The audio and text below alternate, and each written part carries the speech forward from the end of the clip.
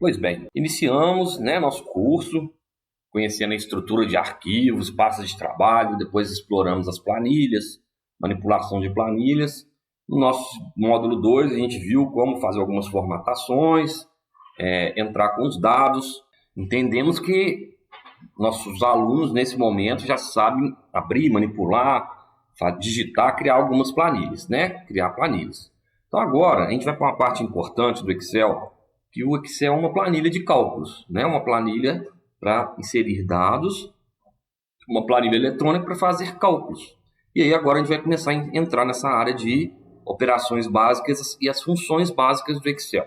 Então, vamos entender como é que isso funciona. Então, olha só, criando operações básicas. Sempre que a gente for criar qualquer operação básica, a gente tem que trabalhar com sinal de igual. Por quê? Olha só. Então, imagina que eu quero fazer uma conta aqui no Excel. Eu quero somar 2, símbolo mais 2. Se der um OK, ele vai entender que simplesmente eu quis digitar um texto. Então, eu tenho que informar para ele que, nesse momento, eu quero fazer um cálculo. Qual que vai ser o símbolo que a gente vai usar para informar o Excel que eu quero fazer um cálculo? O sinal de igual. Então, sempre que eu for fazer qualquer cálculo, qualquer operação, usar qualquer função, eu vou usar o sinal de igual. Então, aqui, voltando ao mesmo exemplo, eu usaria o sinal de igual, 2 mais 2, e ele faz o cálculo para mim, se tornando como se fosse uma calculadora.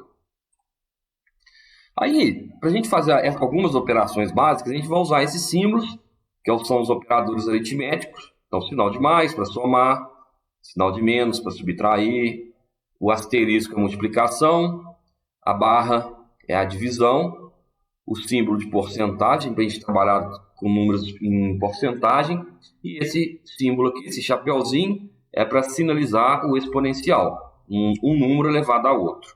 Então, vamos mostrar algumas coisas aqui. Para que o que é interessante é o seguinte, eu não uso números aqui, eu vou usar o endereço de células. E isso que é importante no Excel. A gente não usa número, a gente tem que usar o nome das células. Por quê? Porque o que vale é o que está dentro da célula. Então, imagina que eu tenho esse cenário aqui, Eu não vou somar 2 mais 3, eu vou somar D1 mais D2. Então, eu sempre uso referências de célula. Quando eu clico aqui, aqui em cima, nessa barra de fórmulas, ele vai mostrar para a gente qual a função, qual a operação que está sendo feita nessa célula. Tá? Então, dica importante, a gente sempre usa referências de células. Por quê? Porque quando eu coloco a referência de células, minha planilha fica automatizada. Então, à medida que eu for mudando os valores, o meu cálculo vai se alterando automaticamente.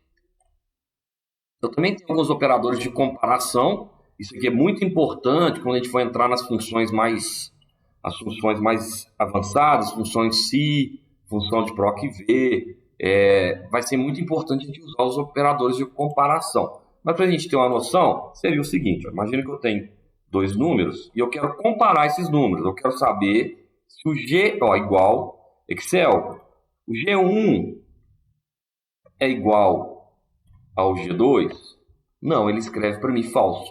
Então, os operadores de comparação, ele sempre vai escrever falso ou verdadeiro. Se eu igualar os dois, ele se torna verdadeiro. E aí eu vou ter vários tipos de comparação que eu posso fazer. Eu posso fazer maior que, menor que. Excel, F4 é maior que F10, então ele vai me retornar se verdadeiro ou falso.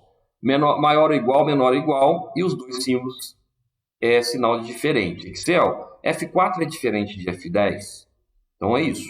Então, as operações básicas seriam a junção de 2 ou mais células com algum operador entre essas células, lembrando sempre do sinal de igual.